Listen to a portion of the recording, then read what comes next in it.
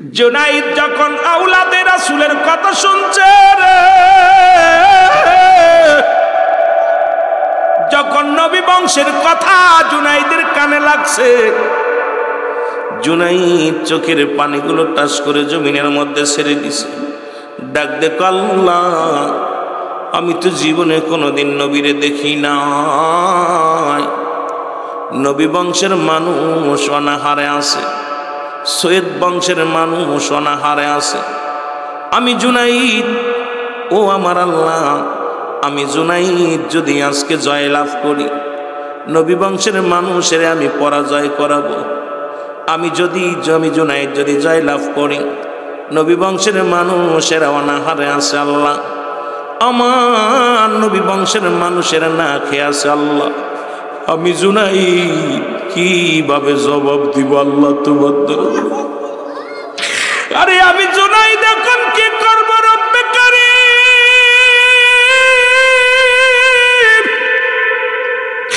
একদিকে বাগদাদ নগরের সম্মান, আর একদিকে আমার নবী বংশের সম্মান।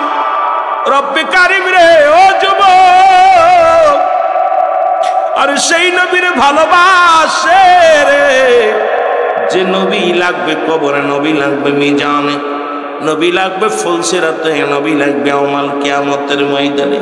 নবী বিনে কোনো বান্ধব পাবি না, নবী বিনে কোনো দরদি পাবি না, নবী বিনে কোনো গতি থাকবে না।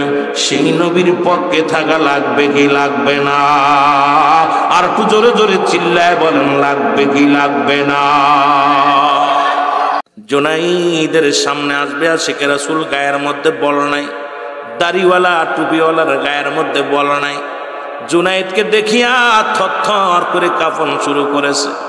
জুনাইদ নিজে গায়ে যায় বুকের সঙ্গে টান দেনেছে, বুকের সঙ্গে টান দিয়া না আল্লাহ, নবী বংশের মানুষ আমি বুকের মধ্যে ধরলাম। ও রব্বি কারীম, নবীরে তো দুনয়নে কোনোদিন দেখি নাই, নবী বংশের মানুষের আমি বুকের মধ্যে লাগাইলাম রে আল্লাহ, এই মানুষটাকে আমি কেমনে জমিনের মধ্যে ফেলবো? এই মানুষটাকে কেমনে আমি তারে পরাজয় করাবো? কিছুক্ষণ বুকের মধ্যে ধরে রেখে জুনাইদ নিজে নিজেই জমিনের মধ্যে পড়ে গেছে। জোরে বলা যাবে না আল্লাহু আকবার। এই আশিকে রাসূলেরা খেয়াল করো, জুনাইদ জমিনের মধ্যে পড়ে গেল। সবাই তাকাত আশ্চর্য হয়ে গেলেন যে জুনাইদকে দেখে মানুষ থরথর করে কাঁপেন। যে জুনাইদের সঙ্গে কুস্তি ধরার জন্য কোনো ব্যক্তি সাহস পায় না, এই লোকটা মাটির মধ্যে পড়ে গেলেন। আশিকে রাসূলকে বুকের মধ্যে বা আশিকে রাসূল বুকের উপরে উঠিয়া বিজয় উল্লাস করতে লাগলেন। জুনাইদ জমিনের মধ্যে পড়ে আছে, হাত পা নড়ায় না, হাত পা নড়ায় না, কথাও বলে না। প্রথমবার জয়লাভ করলেন আশিকে রাসূল, দ্বিতীয়বার আবার যখন কুস্তি হবে, জুনাইদ মুখের দিকে তাকায়া, আশিকে রাসূলের মুখের দিকে তাকায়া কলিজার মধ্যে দাও দাও করে আগুন ধরে গেছে। ডাক দে বলে, আল্লাহ এই আশিকে রাসূলকে আমি কেমনে ফেলাইব রে? এই নবী বংশের মানুষের আমি কেমনে পরাজয় করাইব?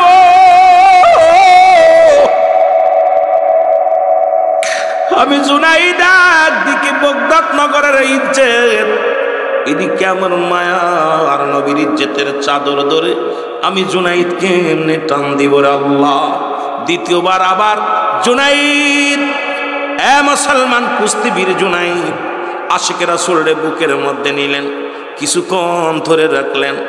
আশিকে রাসূল বলে, জুনাইদ রে, তোমার কি মনে আছে নবী বংশের মানুষ অনাহারে? জুনাইদ রে, ও জুনাইদ, ওই নবী বংশের মানুষগুলো অনাহারে রে। জুনাইদ নিজেকে ধৈর্য ধরতে পারে নাই, জুনাইদ একা একা নিজের জমিনের মধ্যে পড়ে গেলেন। কুস্তিবীর জমিনের মধ্যে যখন পড়ে গেছে, আমার বাবারা, আমার দিলের কান্ডা লাগা শোনো, আশিকে রাসূল সঙ্গে সঙ্গে মুসলমান শোনো, ও মুসলমান, নবী বংশের মানুষটা জুনাইদের বুকের উপরে উঠিয়া আবার উল্লাস শুরু করে দিছে। সবাই নীরবতা পালন করে সবাই আশ্চর্য হয়ে গেলেন যে জুনাইদের গায়ের মধ্যে যে বল, একটা বাহুর বল ওই কুস্তিবীরের ভিতর নাই। এই লোকটা আবার পরাজয় হয়ে গেল। ও আশিকের রাসূলেরা দিলের কান্না লাগা শোনো, কি হতে কি হয়ে গেল। জুনাইদ দ্বিতীয়বার পরাজয় করলেন। তৃতীয়বার রাজা নিজেই চলে আসলেন, মাঠে আসলেন। আসিয়ার জুনাইদকে ডাক দিয়ে বলে, জুনাইদ তোমাকে খাওয়ায়, তোমাকে পড়াই, তোমাকে সুযোগ সুবিধা সব সরকারিভাবে দিয়েছি। তুমি যদি একজন সাধারণ মানুষের কাছে পরাজয় করো, জুনাইদ রে আমার বগদাদ নগরের ইজ্জত চলে যাবে রে জুনাইদ, তুমি পারো আমার ইজ্জত রক্ষা করতে। জুনাইদ একবার তাকায় মুসলমান বগদাদ নগরের প্রধানের দিকে, আবার তাকায় আওলাদের রাসূলের মুখের দিকে। আল্লাহ রব্বি কারীম,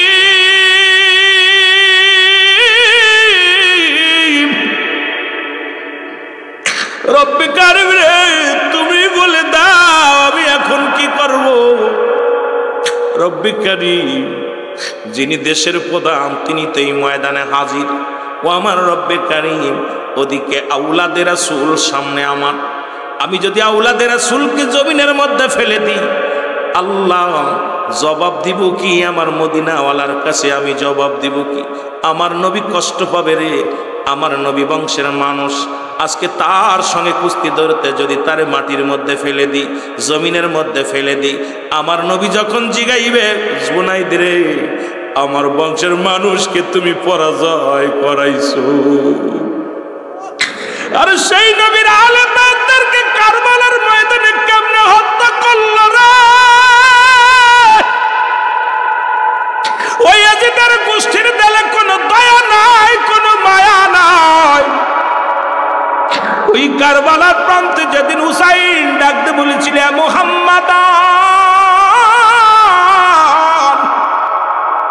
ইয়া মুহাম্মাদান, আজকে মনে পড়ে যায় কথাগুলো বলতে গেলে। নিষ্ঠুর শ্যামরের দিলে কোনো মায়া ছিল না রে মুসলমান। আজকে একদল ইসলাম ইসলাম বলে গলা ফাটায়, তাদের দিলে কোনো মায়া নয়। আজকে দেখি মানুষ হত্যা করে, মানুষকে ধরে পিটায়। আজকে মুখের মধ্যে দাড়ি টুপি লইয়া ও যুবক, মানুষ হইয়া মানুষের কেমনে আঘাত করে রে, বড় কষ্ট লাগে কলিজার মধ্যে। সেদিন হুসাইন ডাকতে বলেছিল, চোখের পানি ছেড়ে ছেড়ে বলতেছিল, ওই বুঝি রে নানাজি মোর ডাকিতেছে আমায়, ওই বুঝি রে নানাজি মোর ডাকিতেছে আমায়। তৎকালীন জামানার মধ্যে জুনাইদ বাগদাদি ছিল এক নাম্বার কুস্তি খেলোয়াড়। জোরে জোরে চিল্লায় বলা যাবে না মারহাবা। এই জুনাইদ বাগদাদি মুসলমান শোনে নাও, তৎকালীন জামানার মধ্যে যুবক বাবারা, এই তো জুনাইদ বাগদাদি দিনে দিনে নাম ছড়িয়ে পড়লেন সমস্ত জায়গায়। যেমন শাহজালাল ইয়ামানি এই বাংলার জমিনে, সিলেটের জমিনে আসলো। এখন বহির্বিশ্বে যে যদি সিলেটের নাম বলো, বাংলাদেশে যে শাহজালাল ইয়ামানি আসছেন, ও আমার যুবক ভাইয়েরা তোমরা শুনলে খুশি হবা।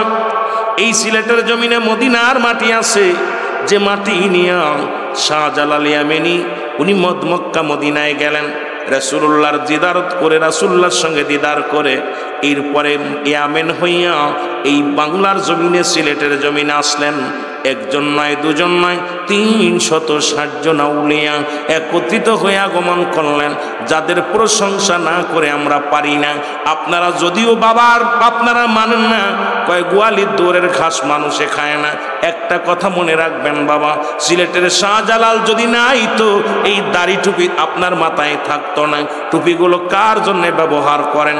আজকে দুনিয়ার মধ্যে মুসলমান এই শাহজালাল আগে আসছে, তারপরে আসছে মাদ্রাসা। সেই মাদ্রাসায় লেখাপড়া করে মুসলমান আজকে সেই শাহজালালের বিরোধিতা করেন, শাহপরানের বিরোধিতা করেন, মুসলমান আব্দুল কাদের সাহেবের বিরোধিতা করেন। আসলে আপনাদের কপাল মন্দ, এই জন্য আল্লাহর ওলিদের চেনেন না। ধরে বলেন ঠিক কিনা?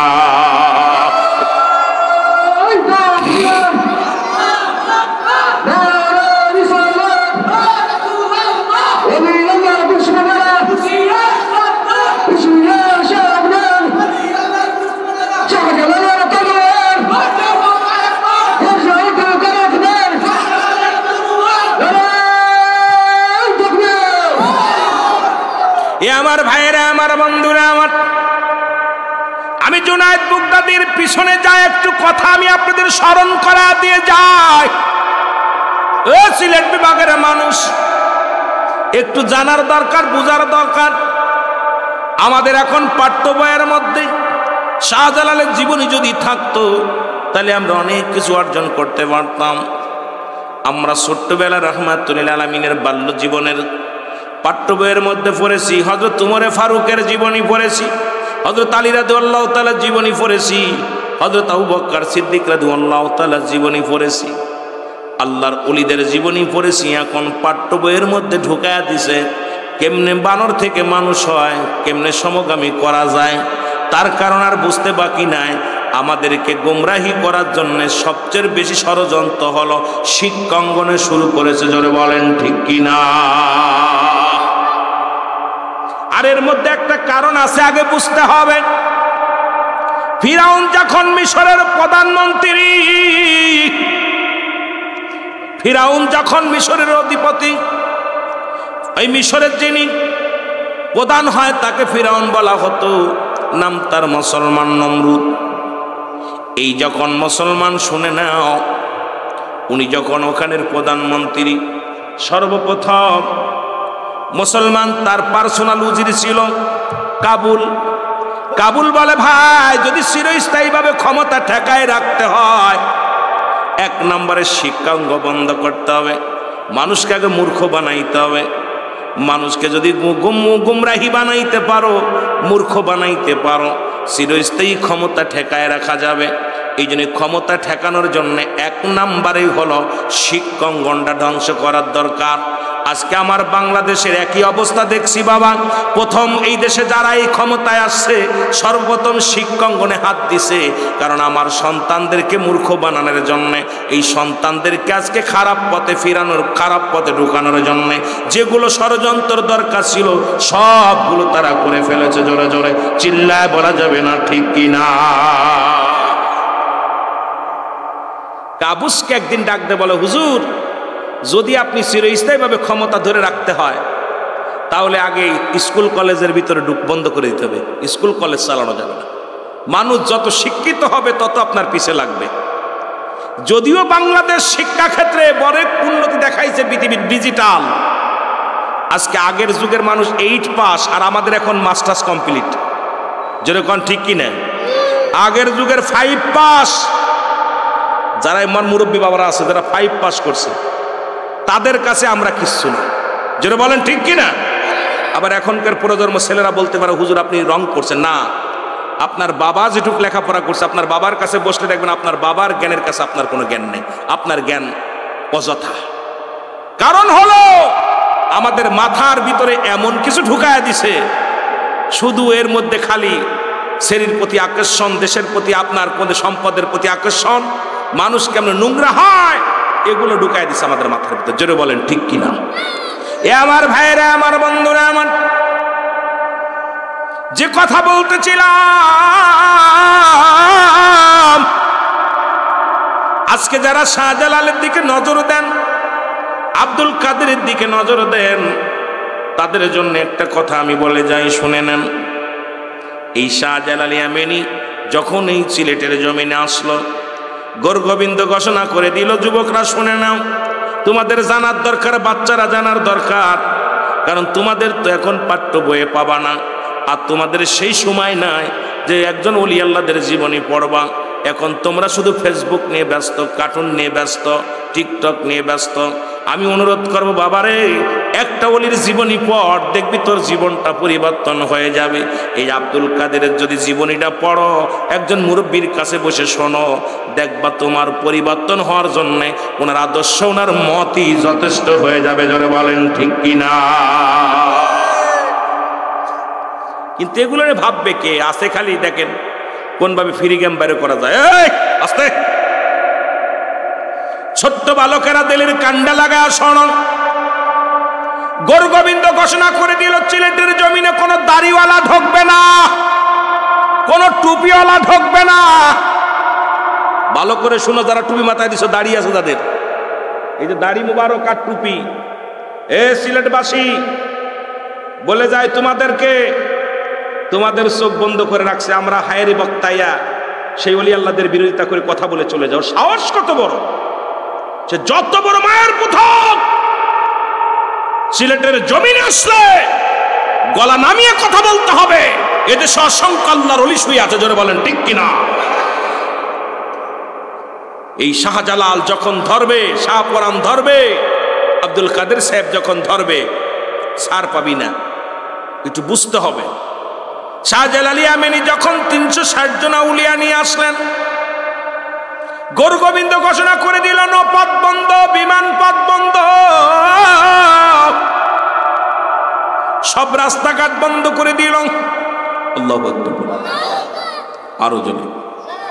সব যখন বন্ধ করে দিল, আমার যুবক বাবারা শুনে নাও, শাহজালাল ইয়ামানি জমিনের মধ্যে আগমন করলেন।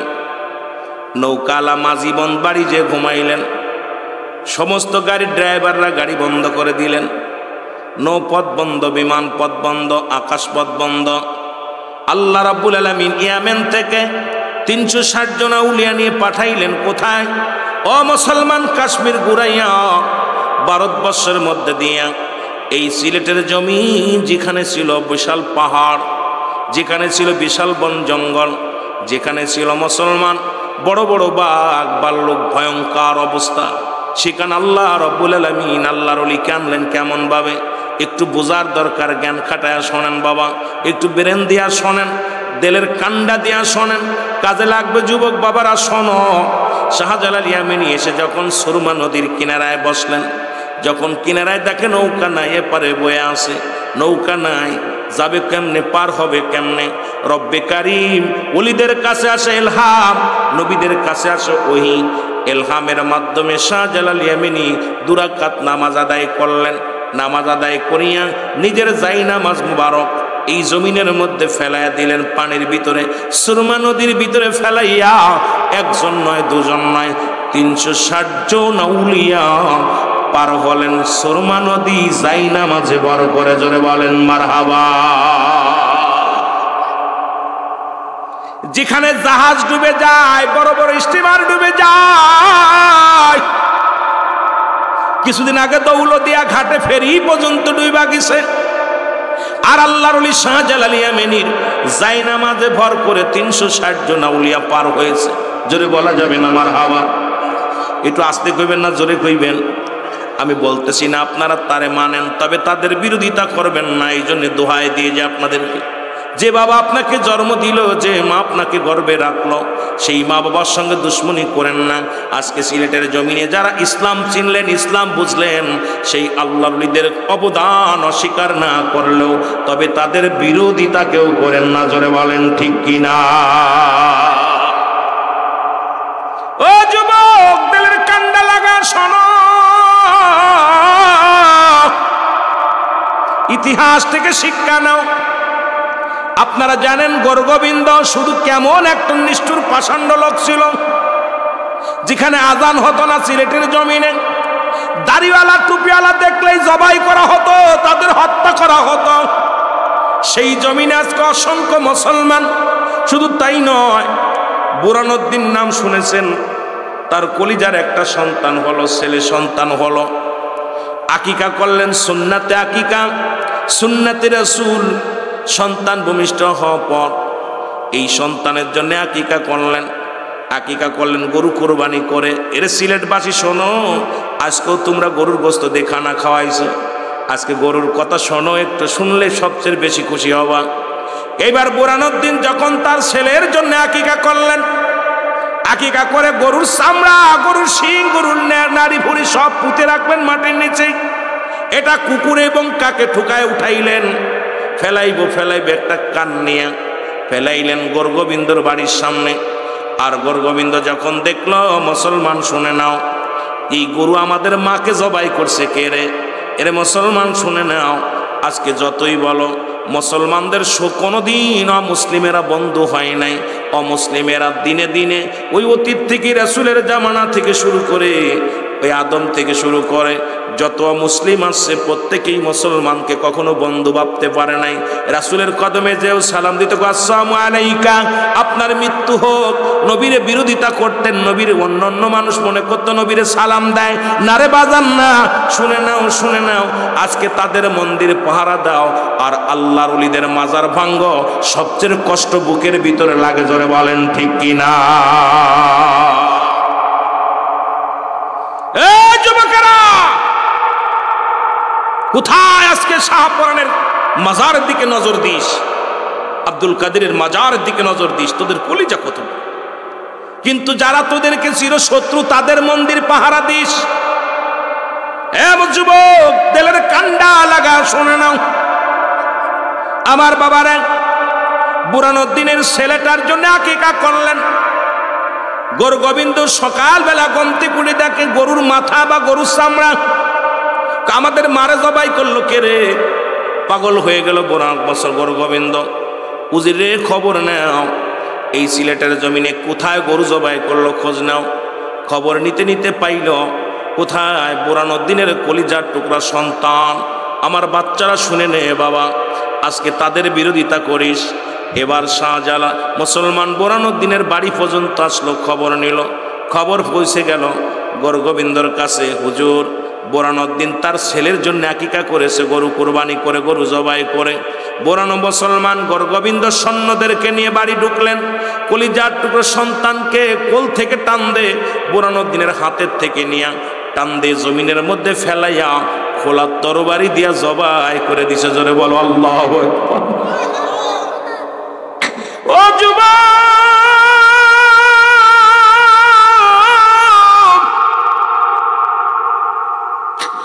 বড্ড কষ্ট লাগে রে, বড্ড মায়া লাগে। আর কলিজার টুকরো বাবার কাঁধে সন্তানের লাশ। আরে আপনার সামনে যদি আপনার ছেলেকে কেউ জবাই করে কেমনে মেনে নিবেন গো? বুরানুদ্দিন সেদিন চোখের পানি ছেড়ে কেঁদেছিল আর বলেছিল, আল্লাহ আমি তোমার কাছে দরখাস্ত করে যাই, এই সিলেটের জমিনে যেন আমার ছেলের রক্ত যেমনি পড়ে লাল হয়ে গেছে জমিনটারে আল্লাহ, এমনি যেন একদিন মুসলমান যেন গরু জবাই করে এই জমিনটা লাল করতে পারে। জোরে বলেন মারহাবা।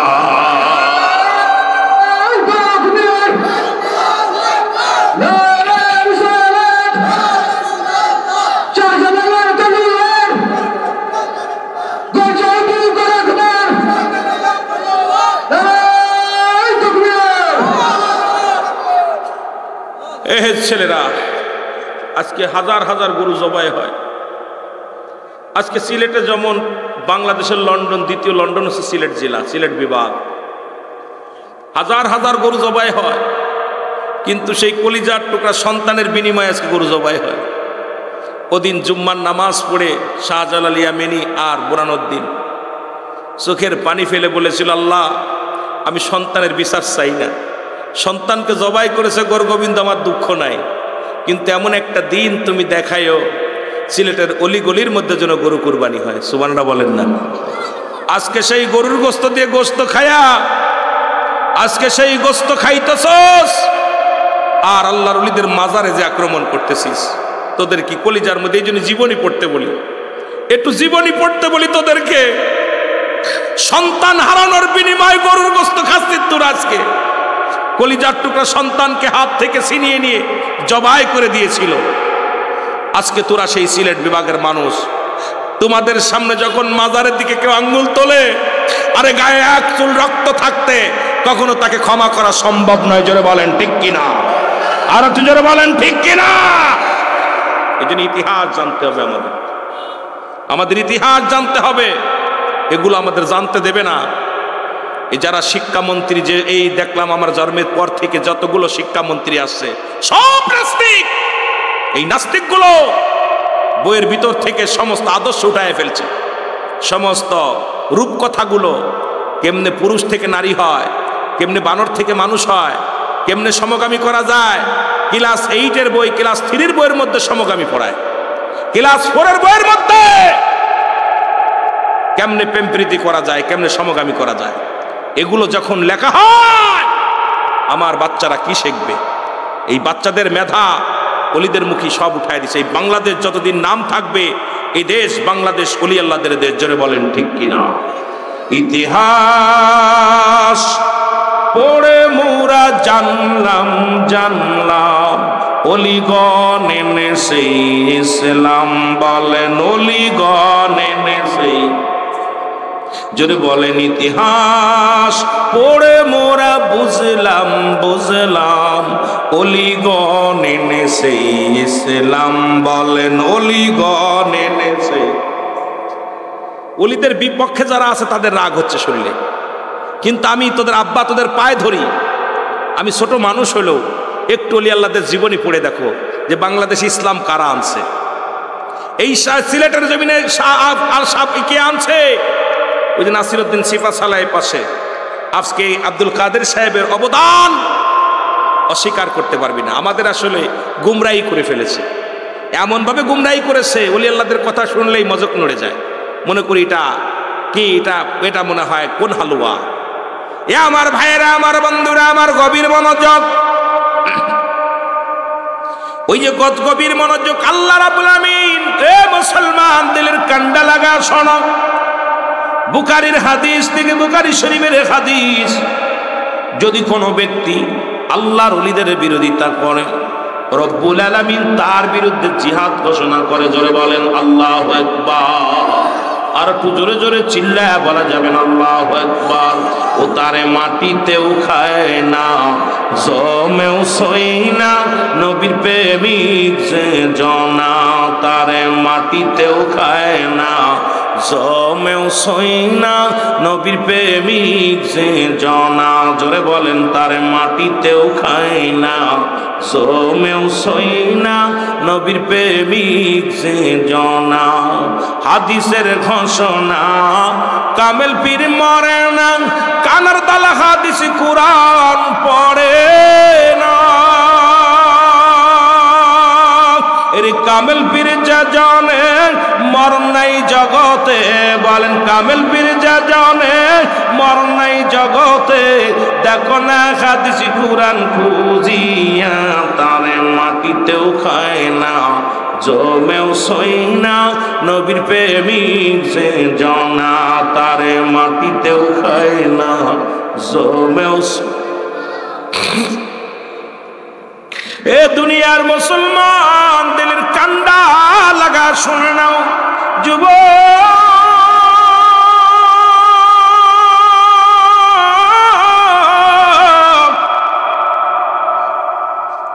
মুসলমান শুনে নাও, বাগদাদ নগরের বলতেছিলেন এ যুবক জুনাইদ বাগদাদি। জোরে বলো মারহাবা।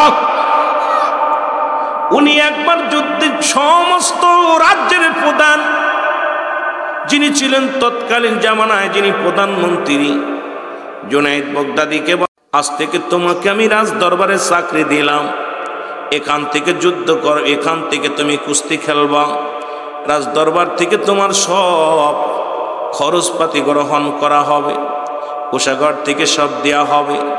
বাবারে আজ থেকে নাম থাকবে তোমার নাম কুস্তিবীর জুনাইদ বাগদাদি। জোরে বলো আল্লাহু আকবার। হঠাৎ কিছুদিন যেতে না যেতে একজন আশিক রাসূল, উনি আসলেন বাগদাদ নগরে, আসলেন এসে রাজার দরবারে শুনতে পাইলেন এখানে কুস্তিবীর জুনাইদ আছে, তাকে কেউ যদি ঠগাইতে পারে, যদি কেউ তারে পরাজয় করাতে পারে, মোটা অঙ্কের প্রাইজ তাকে দেয়া হবে।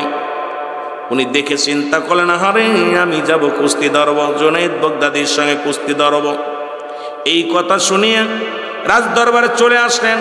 এসে রাজার দরবারে দরখাস্ত করলেন, হুজুর আমি আপনার বীর কুস্তিবীর জুনাইদের সঙ্গে কুস্তি লড়তে চাই।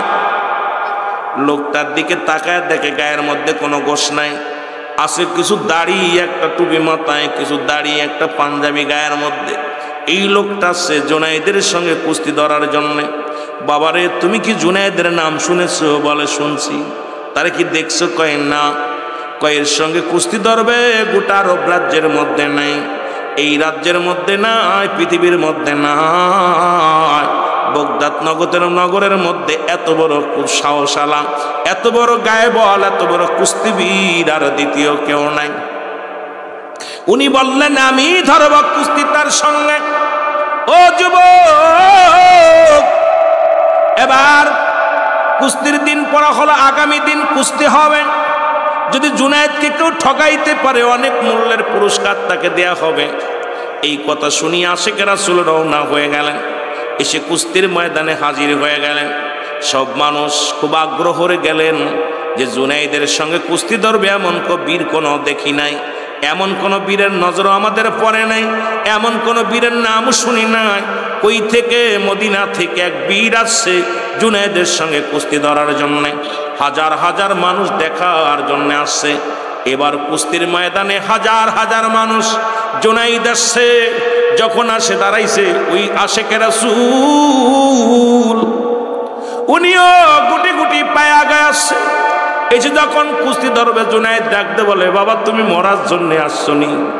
তোমার কি গায়ের মধ্যে আমার এক বাহুর বল আছে? আশিকে রাসূল ডাকতে কয়, জুনায়েদ এত ফালাফালি করো না, আমি আসছি তোমার সঙ্গে কুস্তি ধরতে।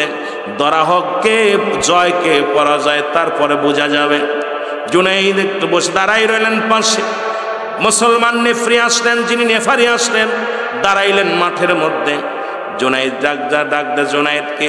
আশিকে রাসূল ডাক দে কয়, জুনায়েদ রে, আমি জানি আপনার সঙ্গে আমি কিছু কানে কানে কথা বলতে চাই। জুনায়েদ বলে, কি বলতে চাও? বলে, সবার সামনে বলা যাবে না, আপনার কানে কানে বলবো। এবার আশিকে রাসূল কান্ডা গায়ে দিছে। আগানো পর আশিকে রাসূল চোখের পানিগুলো ছেড়ে বলে,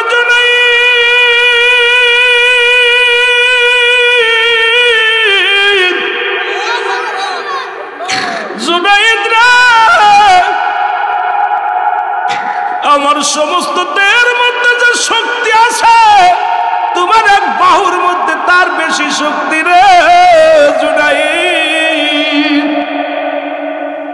আমি জানি তোমার এক বাহুর বলের সঙ্গে আমি পারবো না, তোমার এক হাতের সঙ্গে আমি পারবো না।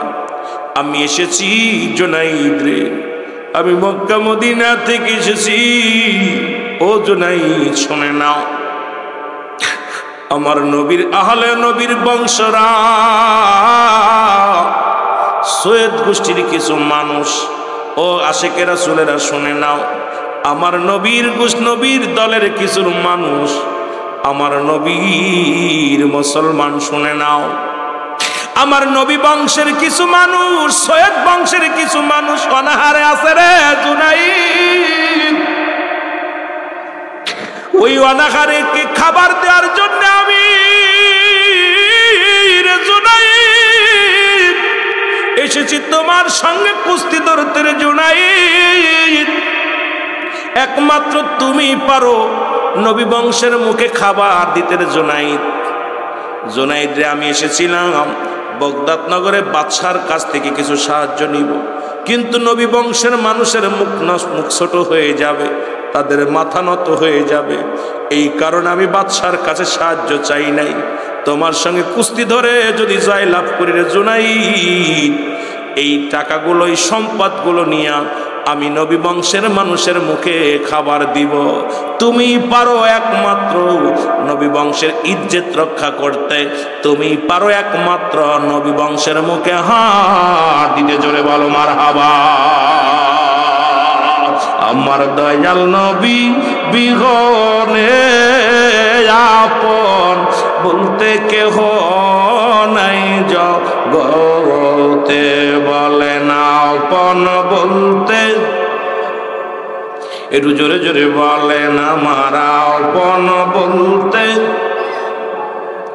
ও নবী ও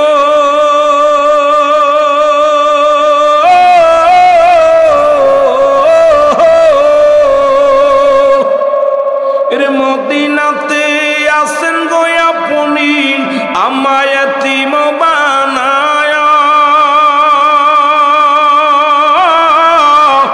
এই আশিকে কান্দে গো নবী এই মাহফিলে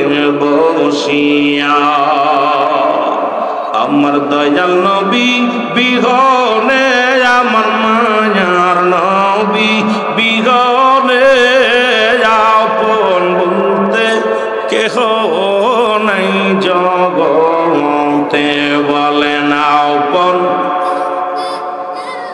একটু জোরে জোরে বলেন আমার আপন বলতে নবী কয় হায়াতি খায়রুল লাকুম আমার হায়াতের জিন্দেগিটা আমার উম্মতের জন্য কল্যাণ গো নবী কি বলে উম্মতিরা রে আমি দুনিয়া থেকে মস্ত দুনিয়ার মধ্যে আগমন করলাম উলামা ইকরাম যারা সগো নবী বলেন হায়াতি খায়রুল লাকুম আমার হায়াতের জিন্দেগিটা আমার উম্মতের জন্য কল্যাণ স্বরূপ কারণ আমার উম্মতের সঙ্গে আমি কথাবার্তা বলেছি উম্মতের সঙ্গে চলাফেরা করেছি এই জন্য আমার উম্মতের জীবনটা ধন্য আবার নবীকে আমি দুনিয়া থেকে বিদায় নিলাম এটা আমার উম্মতের জন্য কল্যাণ স্বরূপ আমার নবী বলতেছেন মুসলমান ওফাতি খায়রুন লাকুম আমার ওফাতটা আমার উম্মতের জন্য কল্যাণ স্বরূপ কারণ পৃথিবীর মধ্য থেকে কোন উম্মত যদি গুনাহ ভালো কর্ম করে আমি রব্বি কারীমের দরবারে প্রশংসা করি আমার উম্মতের হইয়া আবার যদি কোনো ব্যক্তি গুনাহের কাজ করে সঙ্গে সঙ্গে আমি নবী আল্লাহর দরবারে ইস্তেগফার করি উম্মতের জন্য ভুল করে ছেলে মাফ চায় বাবা ভুল করে গ্রামের ছেলে মাফ চাই চেয়ারম্যান মেম্বার যাইয়া এমন নবীর উম্মত হই না অন্যায় করি আমি ক্ষমা চাই আমার নবী এই নবীর পক্ষে থাকা লাগবে কি লাগবে না আমার আপন বলতে কেহ নাই জগতে বলে না আপন বলতে ওরে বেবে দেখি আমি সবই মিশে বেবে দেখি আমি অগমিশে মায়ার সংসারে আপন বলতে কেহ নাই জগতে বলে না আপন বলতে কেহ নাই জগতে আমার দয়াল নবী বিহনে আমার মায়ার নবী নে আপন বলতে কেহ নাই জগতে বলে না আপন ও নবী ও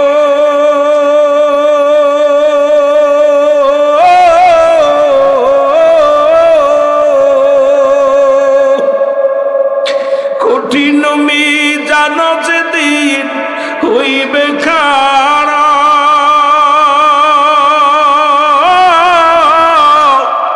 উম্মতের কান্ডারি গো নবী জানি গো আমরা আপনি উম্মতের কান্ডারি গো নবী জানি গো আমরা আমার দয়াল নবী বিহনে আমার মায়ার নবী বিহনে আপন বলতে কেহ নাই জগতে বলে না আপন বলতে এ দুনিয়ার মুসলমান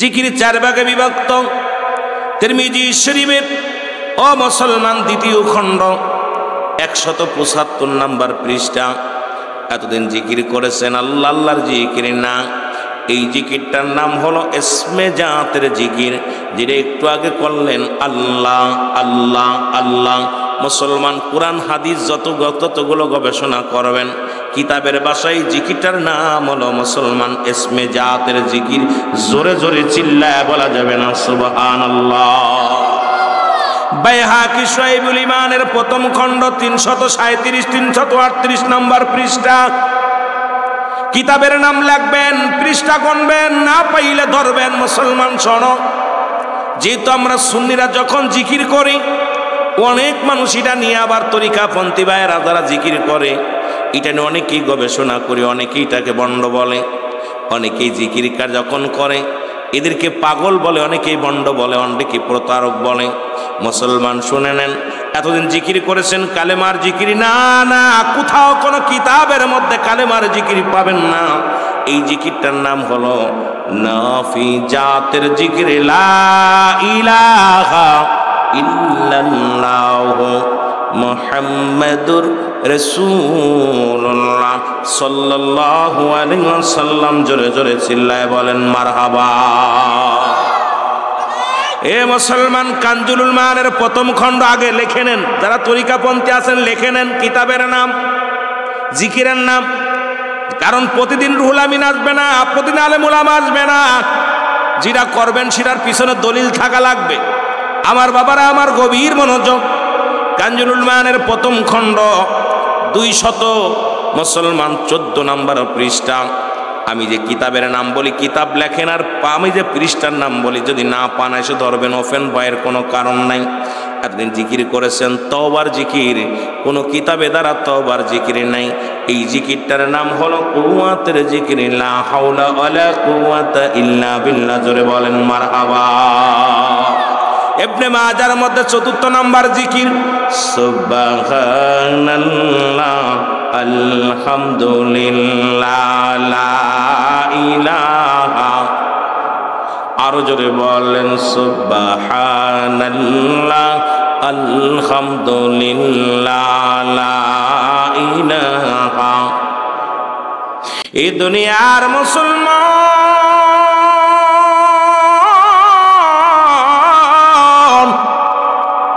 এখন আপনার আমার ভিতরে প্রশ্ন আসতে পারে, হুজুর জিকির করলেন কত, মাথা ঝাঁকালেন কেন? আজকে মুসলমান যিনি বসে আছেন ইনি কোরআনের হাফেজ, আমার ভাই বসে আছে, আর সবচেয়ে বেশি জিকির করে কোরআনের পাখিগুলো।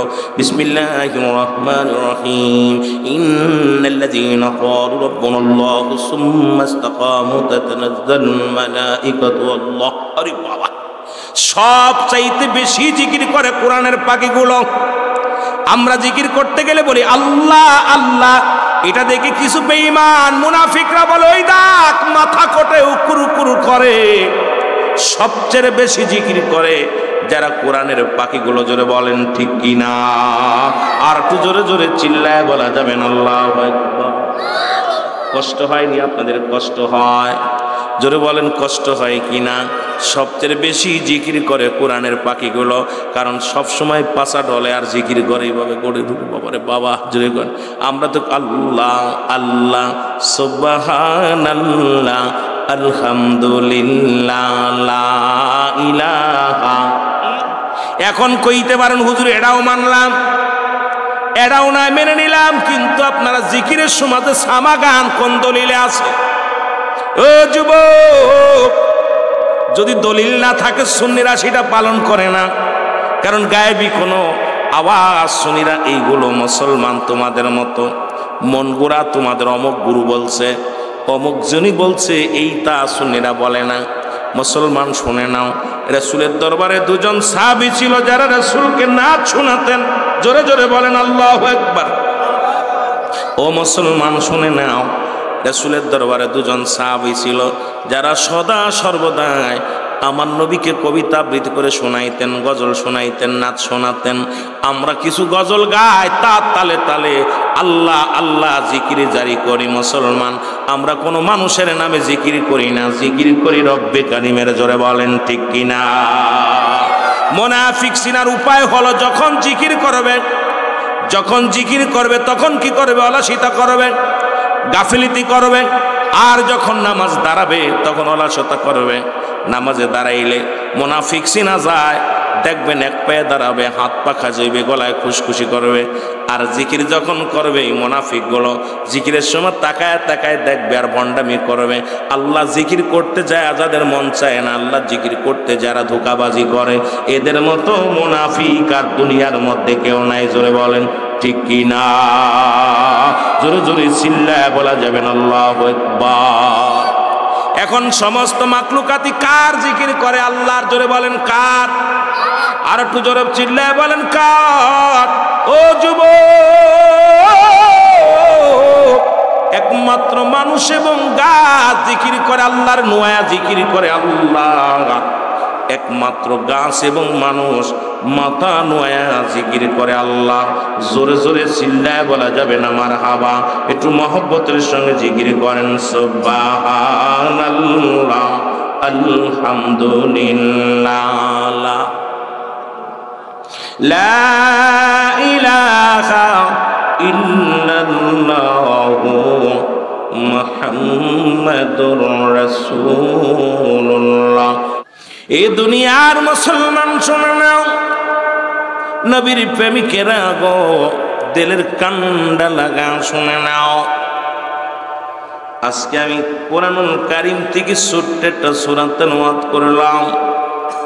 সূরা ইউনূসের মধ্যে 11 নম্বর পারা 62 নম্বর আয়াত। আল্লাহ কয় আলা সাবধান, ইন্না নিশ্চয়, আলা ইন্না উলিয়াল্লাহি, আল্লাহর তরফ থেকে যারা ওলি হয়, লা নাই খাউফুন শব্দের অর্থ ভয়, ওলা যদি অবস্থান করে হুমদের উপরে জানুন, তাদের কোনো চিন্তা নাই ভাবনা নাই। এ মুসলমান, নামাজের আগে আলা নাই, হজের আগে আলা নাই, যাকাতের আগে আলা নাই। আল্লাহর মাহবুব বান্দা আল্লাহর ওলিদের বিষয়ে বলতে যাইয়া রব্বি করিম শুরুতেই বলছে আলা সাবধান। ওলি আল্লাহদের বিষয়ে কথা বলতে যায় রব্বি করিম বলে সাবধান, রাসূলও বলে সাবধান। বলতেছিলাম হাদিস শরীফ থেকে, মুসলমান শুনে নাও।